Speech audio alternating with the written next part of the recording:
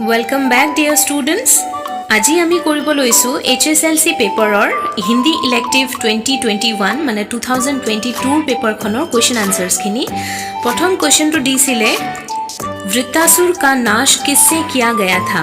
यार उत्तर होबो वृत्तासुर का वध दधीची मुनि के हड्डियों से बने वज्र से हुआ था। नेक्स्ट क्वेश्चन, बेनीपुरी जी का पूरा नाम क्या है। बेनीपुरी जी का पूरा नाम रामवृक्ष बेनीपुरी है।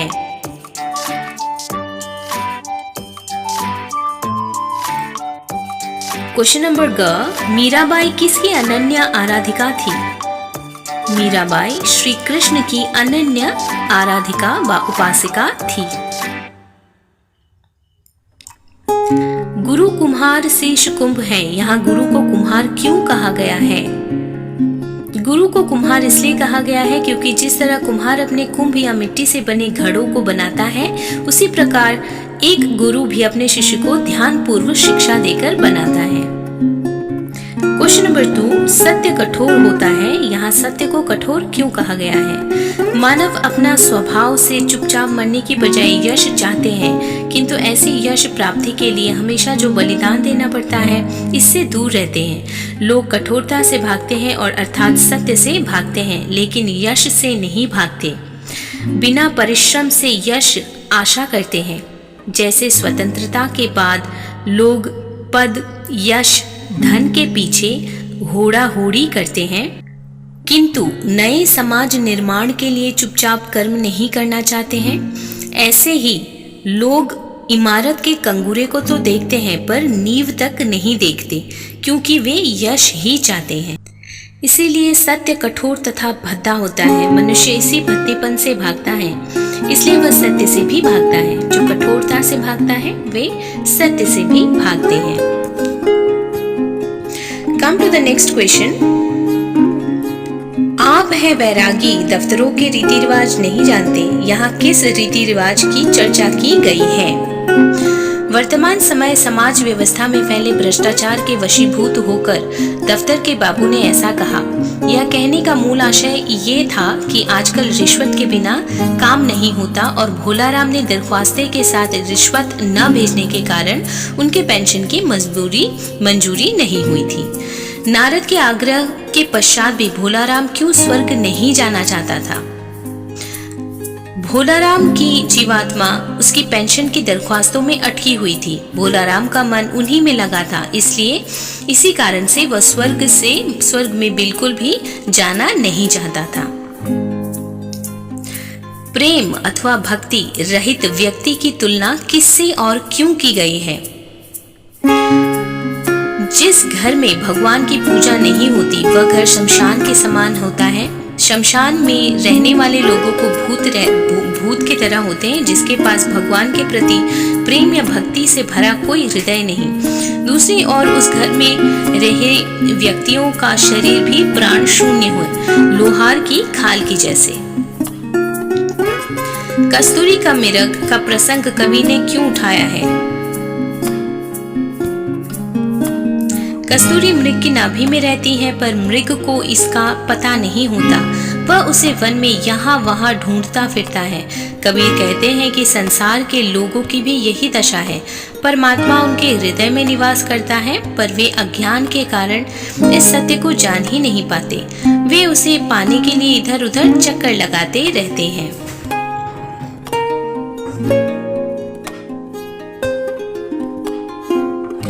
भोलाराम की पत्नी ने भोलाराम को किस बीमारी का शिकार बताया है। भोलाराम की पत्नी ने भोलाराम को गरीबी की बीमारी का शिकार बताया है।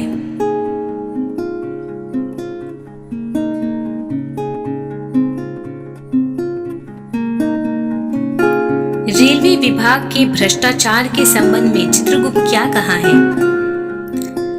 रेलवे विभाग के संबंध में चित्रगुप्त ने कहा है कि पृथ्वी पर रेलवे विभाग में बहुत भ्रष्टाचार हो रहा था। लोग फल, हौजरी या अन्य सामान भेजते हैं तो रेलवे कर्मचारी उसे गायब कर देते हैं और अपने काम में लाते हैं। मालगाड़ी के डिब्बे काट कर माल उड़ा दिया जाता है और उनका माल चोर बाजार में पहुंच जाता है।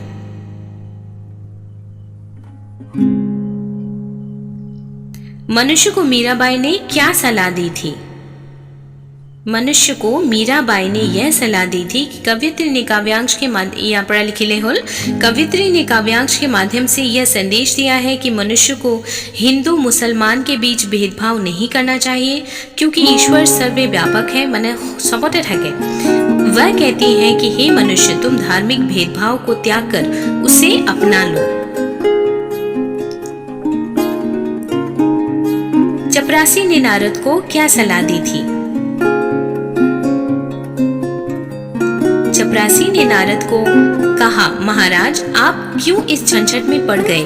आप अगर साल भर भी यहाँ चक्कर लगाते रहे तो भी काम नहीं होगा।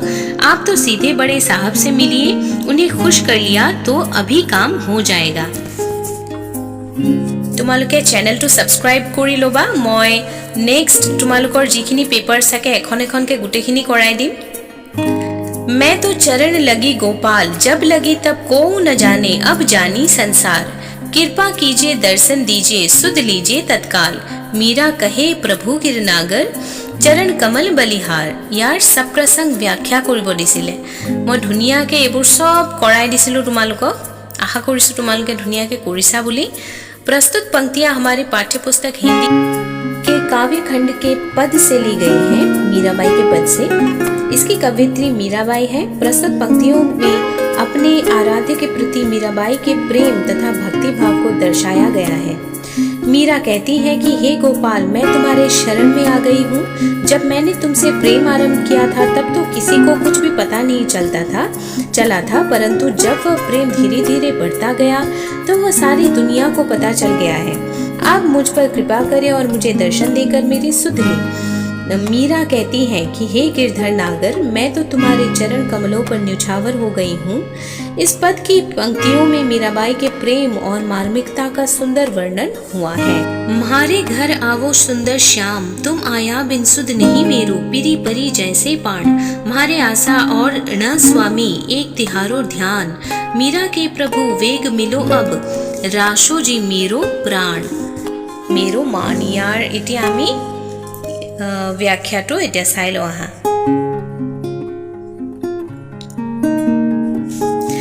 प्रस्तुत अवतरण हमारी पाठ्यपुस्तक आलोक के अंतर्गत कवियत्री मीराबाई रचित पद त्रय शीर्षक कविता से लिया गया है।